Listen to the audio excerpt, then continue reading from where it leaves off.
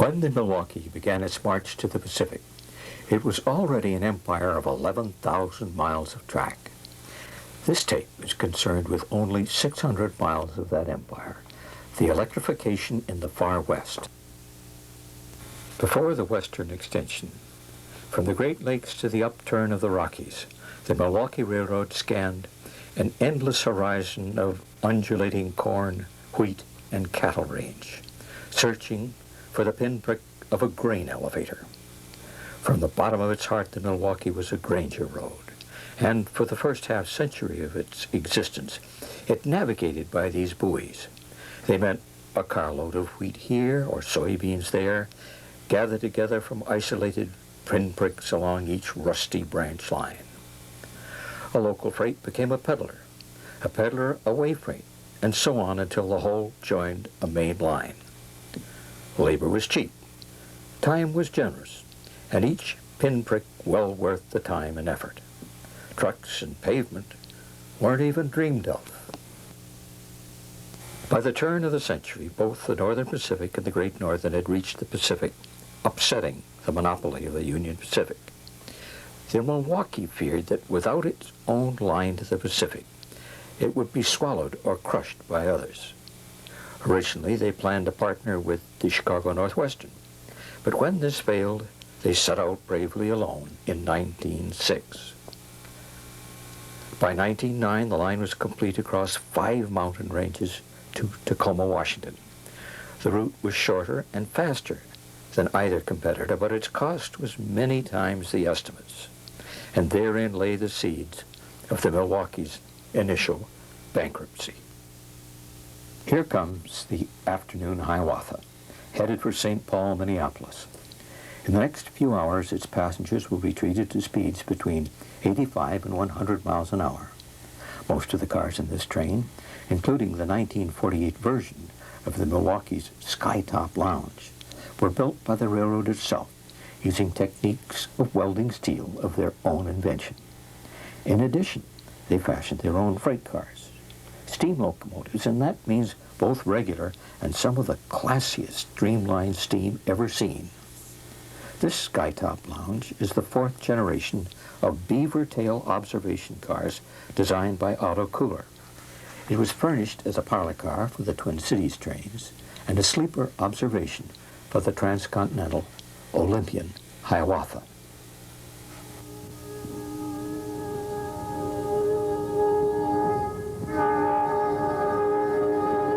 Innovative was the name for the Milwaukee. Innovate, it had a touch of desperation in it. Yet their "damn it, we'll do this our own way" was an adhesive that bound Milwaukee employees together through 3 separate bankruptcies. Their daring leap to the Pacific is not unlike the pair whose route they followed, Lewis and Clark. The power they used, electricity, brought railroad men from the 4 corners of the earth to watch agog with wonder. Only the Milwaukee would have dared to do it. The track looked a lot different on the Pacific extension. There it was a gravel-ballasted single-track road bed with cedar pole supports for the overhead wires canted outward at a seasick angle. Out there, the Milwaukee snaked its way through forest and across desert, looking ever so much like a lost interurban. In the early days, they had to limit train length because more than 2 box cabs, 6,800 horsepower, could pull the couplers right out of the pockets of a 1920s freight car. It was the first, and still is the longest, mainline electrification in North America. It virtually eliminated the danger of forest fires, sometimes caused by coal-fired steam locomotives. Had it been known that by the time the rails reached Miles City, Montana, they had traversed one of the richest undiscovered oil fields in North America, the Williston Basin, the Milwaukee might have been fully equipped with much less hazardous oil-burning locomotives. Of course, the extreme cold on the high plains in winter could bring almost every steam locomotive to its knees. The opposing argument was that the colder it got, the happier the electrics became, and they buzzed along with higher efficiency than dreamed of in summertime. They were the only pollution-free form of motive power known, but management was forced to eliminate them just when their importance was becoming understood. The Milwaukee was completed to the coast without catenary in 1909. Electrification of the 440-mile segment across the Rockies between Harleton and Avery was finished in 1915. The gap between Avery and Othello was never closed. Passenger trains detoured via Spokane, using trackage rights on the Union Pacific, which, of course, could not be electrified. The Rocky Mountain electrified segment crosses 3 of the Milwaukee's 5 mountain ranges. Although the first, the Belt Mountains, is high, it's nearly 5,800 feet, the grade is only 1% westbound in open rangeland.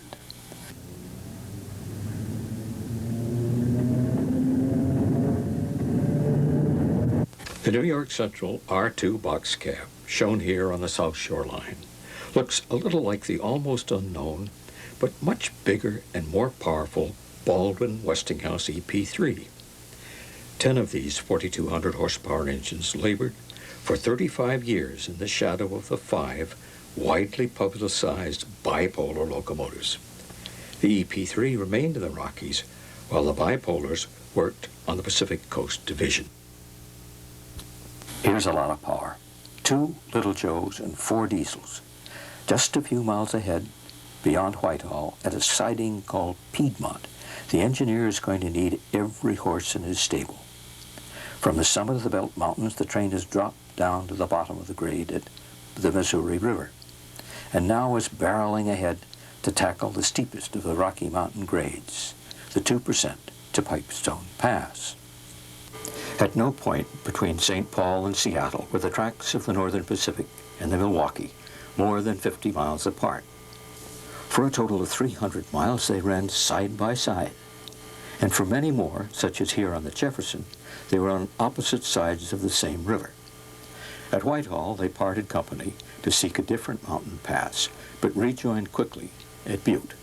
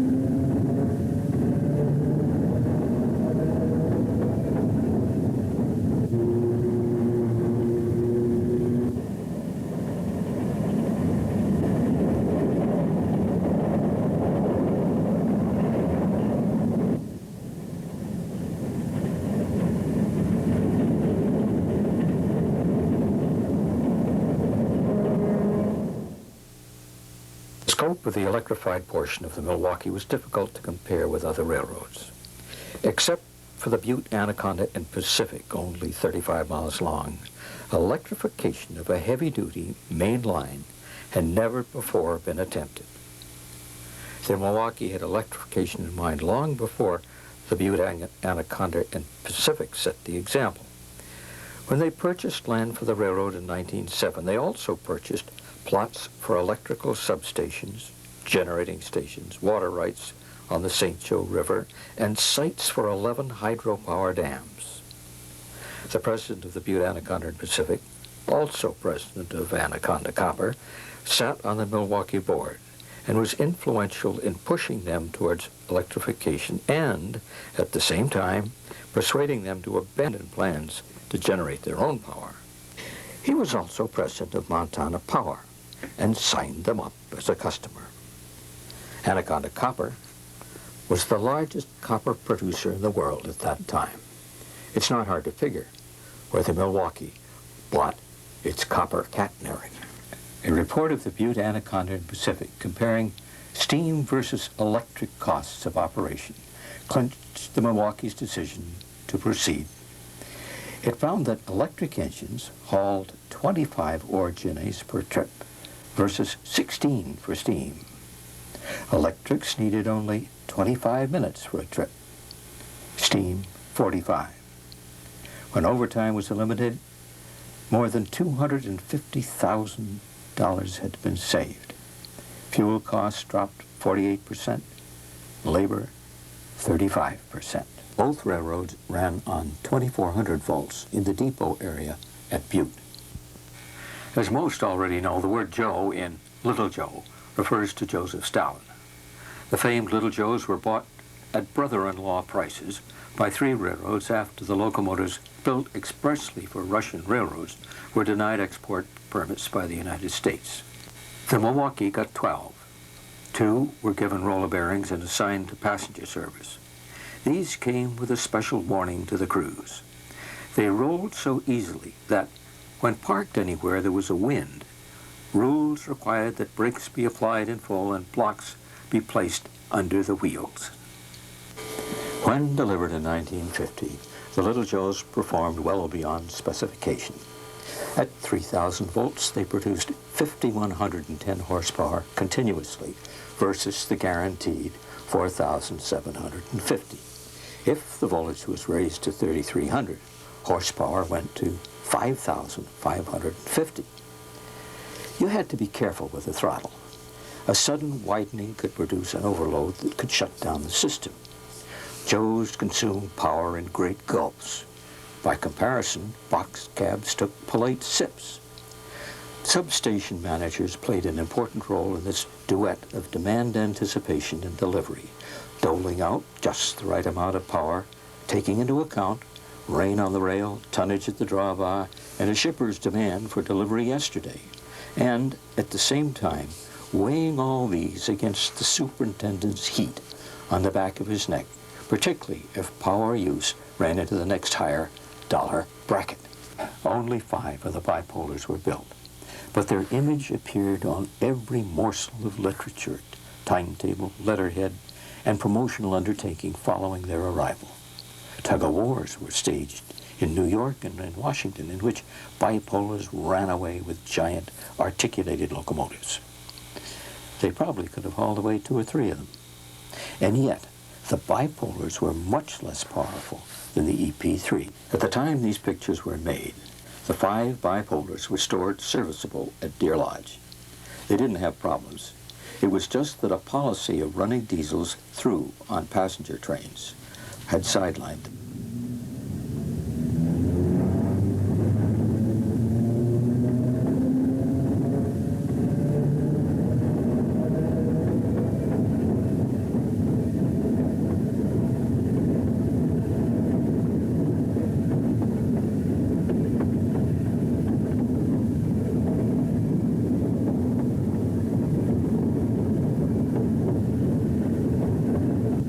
At Butte, the westbound grade eases from 166 to 0.6.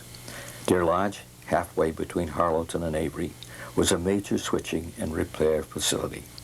At Deer Lodge, the grade became a steady 0.4% in almost a straight line for 85 miles through Missoula to St. Regis, side by side with the Northern Pacific.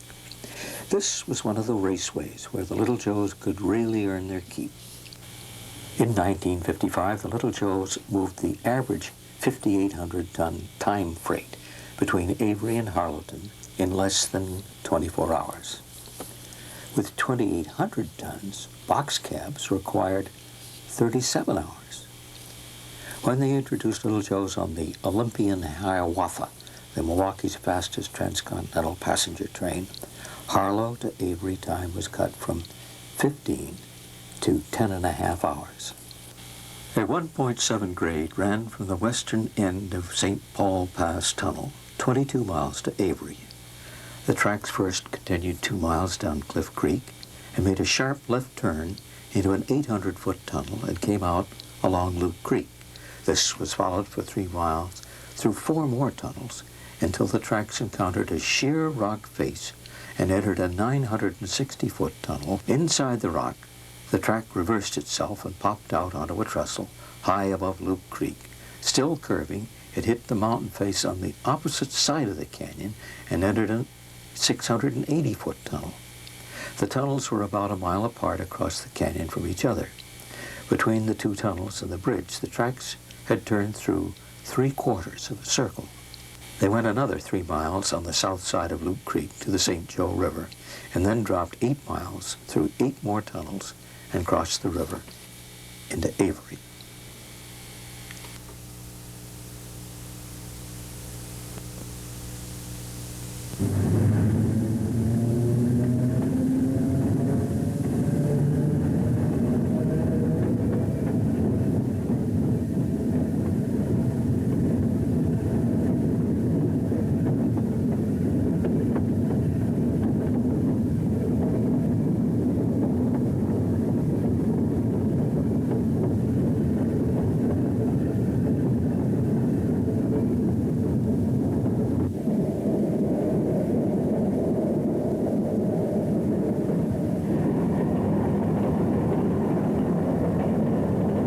Electrification from Harlow to Avery was finished in 1917, and the steam locomotives, which had been in charge for 7 years across the Rockies, moved on. To power the new division, the railroad ordered 42 twin sets of box cabs. They replaced 112 steam locomotives. 4 divisions were shrunk to 2. The electric engines ran the entire division from end to end, and rear-end helpers were eliminated. Moving helpers to the middle of the train, where they were controlled as slaves, reduced break-in-twos, provided much smoother operation, and almost stopped slack action. But many train crews were released. For those retained, conditions got better. Smoke was gone from the tunnels. Visibility was much better, and cabs were warmer in winter. Of the 42 units, 30 were geared to a maximum of 30 miles an hour for use on freights. The 12 remaining had heating units installed, were geared for 60 miles an hour and assigned to passenger service. Both passenger and freight were rated at 1,670 horsepower for continuous use. As freights became longer, they needed more power. Some of the original 2-unit sets were separated, and a single unit was inserted in or added to a 2-unit set, giving it a 50% power boost. These bobtail units were made by sawing off the front and back platforms, removing the pony trucks, and placing the shortened unit between the 2 regular units. Each removal shortened the unit by 14 feet. Various combinations of up to 4 units in a semi-permanently coupled arrangement were designed to meet various power needs. Units could have either drawbars or couplings between each unit. At the time they were constructed, the GE box cabs were billed as the largest electrical locomotives in the world. The first unit toured the U.S. and was placed on display in cities along the line. 2 of them produced 3,340 horsepower. By comparison, a single gearless wonder, the famous bipolar, produced 3,180 horsepower. Each single unit of the 10 little-known Baldwin Westinghouse EP3 so-called quills made 3,400 continuous horsepower. And the ever-reliable, the wonderful Little Joe produced a whopping 5,110 continuous. The Joes had real heart, too, and instances recorded of one of them giving 7,000 horsepower. Of course, it all depended on the voltage available. An engine parked beside a substation could suck up more horsepower than one 5 miles down the line. A lot depended on feeders. Some substations got new heavy aluminum ones and could put out more volts than those not so equipped. The Little Joe, drawing 3,000 volts, at a 1-hour rating could produce 5,530 horsepower. At 3,300 volts, it was 5,860 horsepower. That kind of performance depended on many things. One was the heat generated on the catenary at the point of contact. Too much would cause the wire to sag. Sometimes in winter it got so cold the overhead shrank, and line crews had to be sent out to loosen it. An instance is recorded of a wire melting through at the point of contact with one of the pans. The remaining 2 pieces fell on the cab roof of an engine one night with a flash that was reflected on the clouds into a canyon bottom miles away.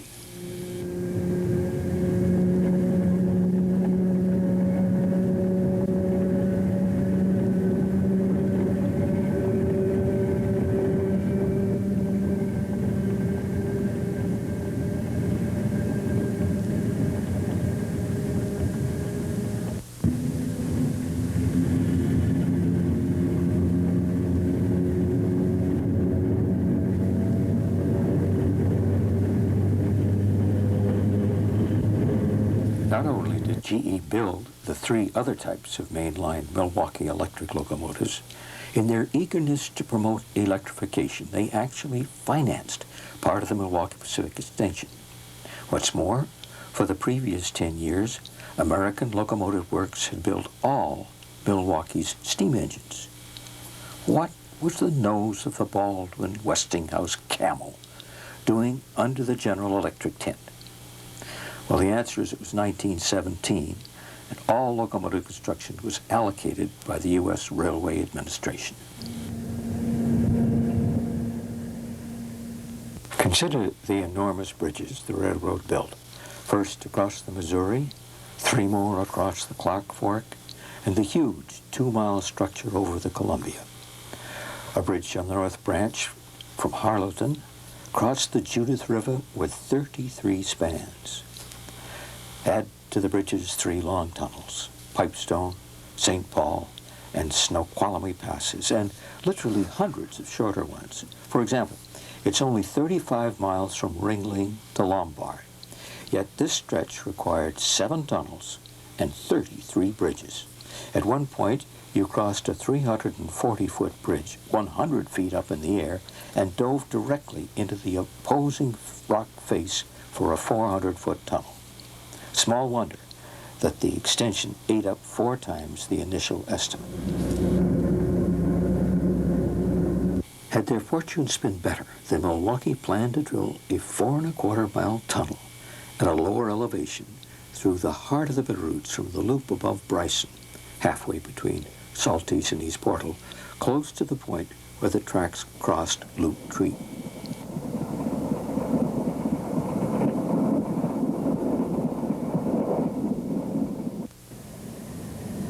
Here, a steeple cab switcher, a regular off-the-shelf item from GE, waddled back and forth, blocking cars.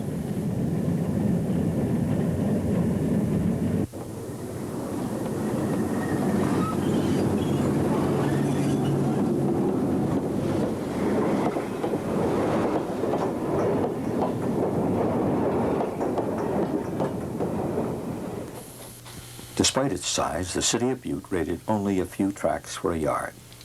The other city of any size, Missoula, didn't even rate a yard, just enough of a siding to pick up timber from a single mill.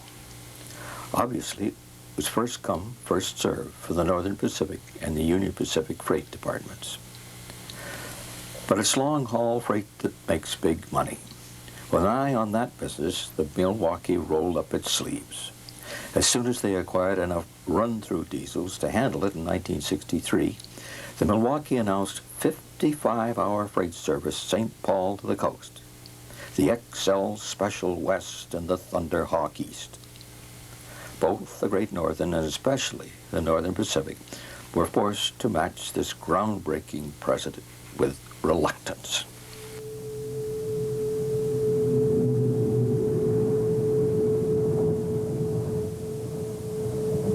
The first box cabs came complete with regenerative braking.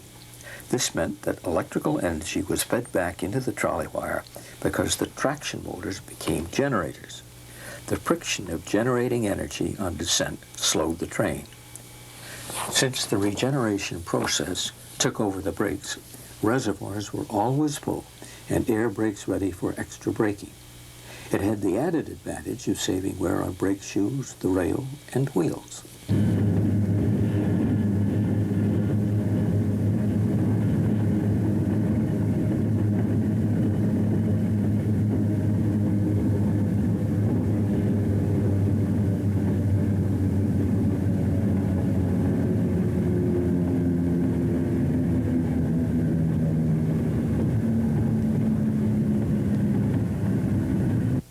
At Vendôme, the tracks make a 209-degree curve around a spur of the mountains and come back to within 400 yards of their starting point, but 117 feet higher.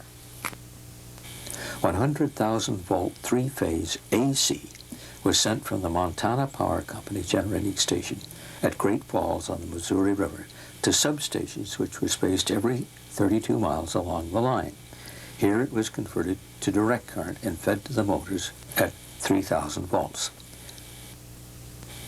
This was one of the first commercial uses of such high power for transportation. It is estimated that about half the energy used on an uphill pull was returned to the generating station on the way down. The power companies gave a 12% credit for the return of power for every bill they sent the railroad.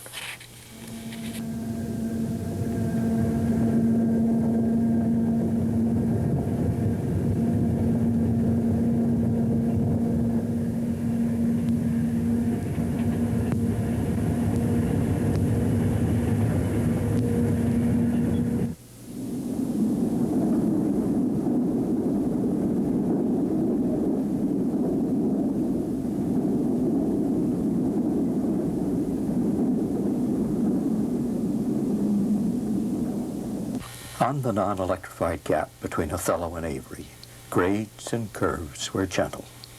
Speeds were legendary.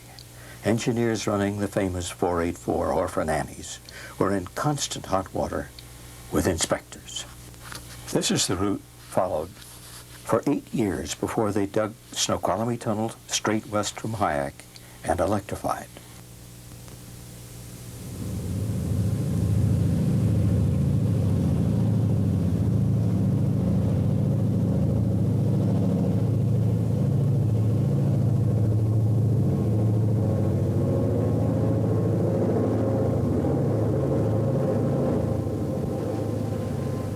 At some seasons, winds of enormous force funnel down the gorge of the Columbia at this point. A flashing yellow signal was positioned at each end of the bridge to indicate that it was safe for trains to cross. If the lights were out, all trains came to a halt to wait out the gale.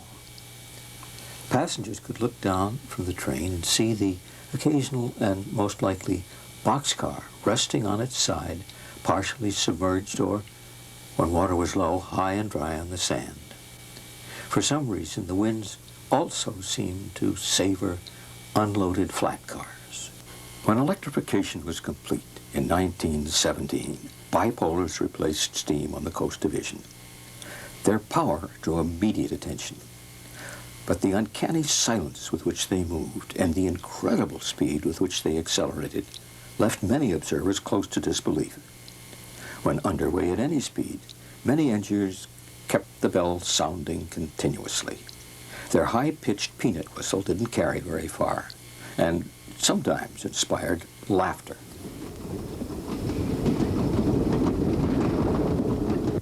On the westbound 2.2% rolling grade across the Saddle Mountains, the 462s normally assigned to the Olympian Hiawatha could handle 7 passenger cars. The bipolars, 13. On the eastbound 1.7 across the Cascades from Cedar Falls to Hyack, the Pacifics took 9 cars. The bipolars, 16.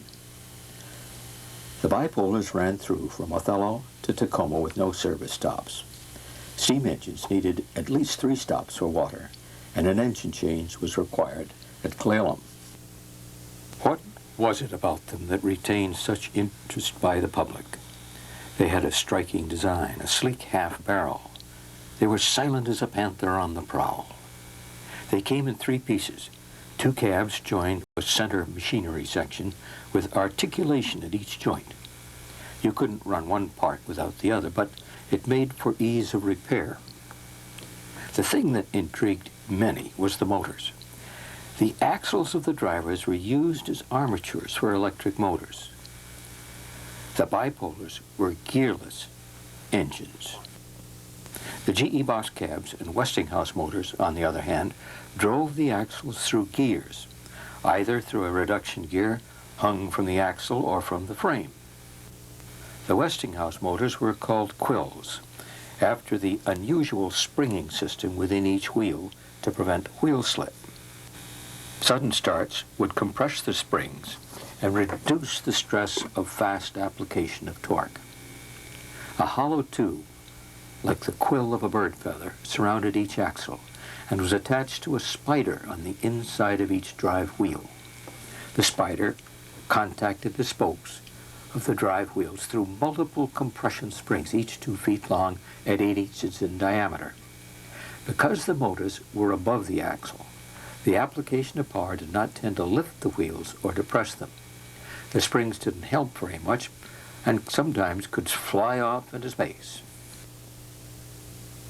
Here we go again along the Yakima with the Northern Pacific and the Milwaukee on opposite sides of the same river. It was an interesting anomaly that along opposite banks of the Missouri River between Three Forks and 16 Mile Canyon, the Milwaukee and the Northern Pacific ran in opposite directions to reach the same destination. One ran north to get to Garrison via Helena, the other ran south via Butte to reach the same destination.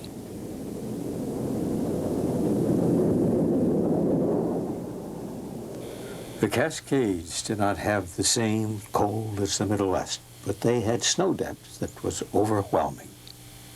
Snow more than 40 feet deep was not uncommon, often wet, soggy stuff, a nightmare to plow and impossible to shovel. The railroad used rotaries, pointed in opposite directions, with a huge articulated in between. Snow slides could bury a train, and with a plow on each end, they were less likely to get trapped. There were 2 grooved contact wires side by side, which allowed for routine currents of 3,000 amps in the wire, and as much as 4,000 under duress. Icing was never a problem. The pans always knocked it loose. If the crew had doubts, instructions were to raise the rear pan first, then it wouldn't carry away the second.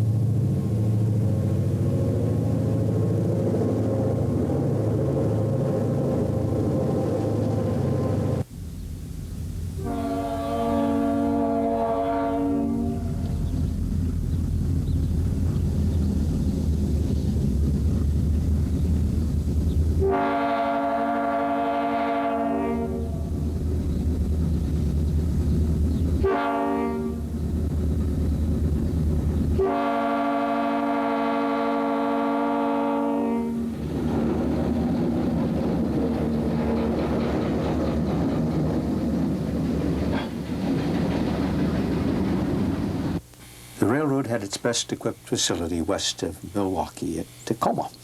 It had traveling cranes that could lift an entire locomotive, a transfer table, electrical shop, machine shop, and so forth. It performed all the maintenance for both diesel, steam, and electrics, but only a few tracks were electrified, just enough so the motors could reach their trains.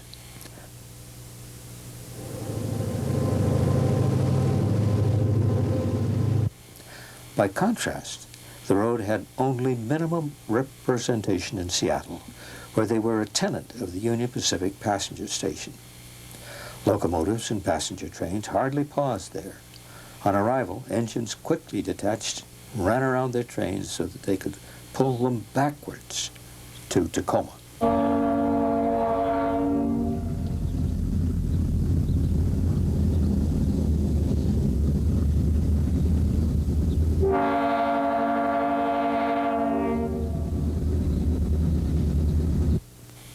For 70 miles between Deer Lodge and Missoula, it was almost level, side by side running for the Northern Pacific and the Milwaukee. Racing, of course, was strictly forbidden. But the two premier eastbound passenger trains of each railroad were on a similar schedule. In addition, there were two interlocking crossovers at grade on the run. The first train to hit the approach block got clearance. The NP used powerful, easy, steaming 484s.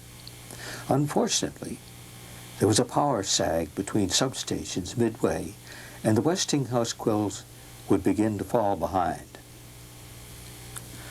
Some old-timers discovered that by putting the motor in regeneration, they got an extra shunt and could sometimes win the race.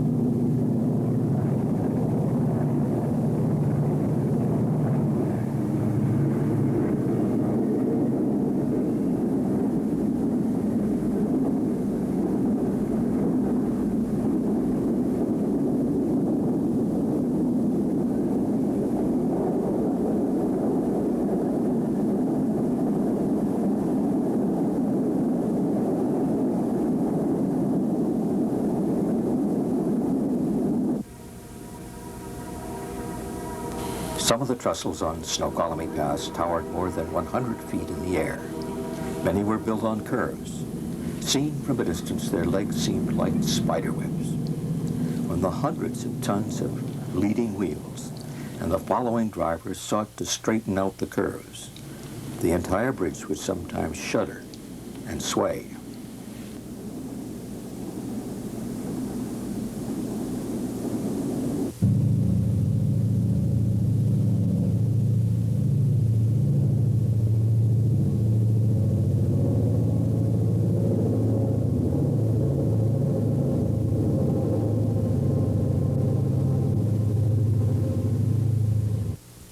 When the railroad was considering adding to or scrapping its stable of electric locomotives, a study made showed that a single Joe could whip 20 passenger cars across the Rocky Mountain Division faster than a 3-unit Fairbanks Morse diesel.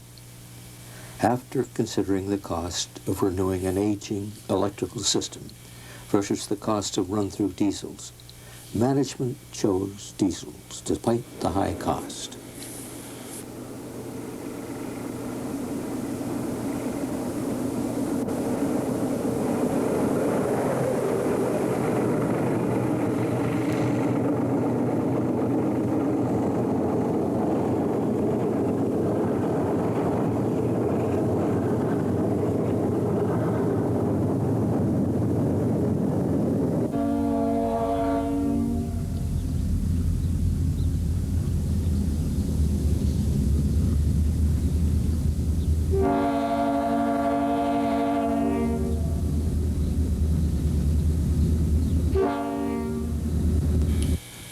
Height over railhead could vary between 19 and 24 feet. This meant that when the Milwaukee wanted to handle tri-level auto racks, the floors of some tunnels had to be lowered.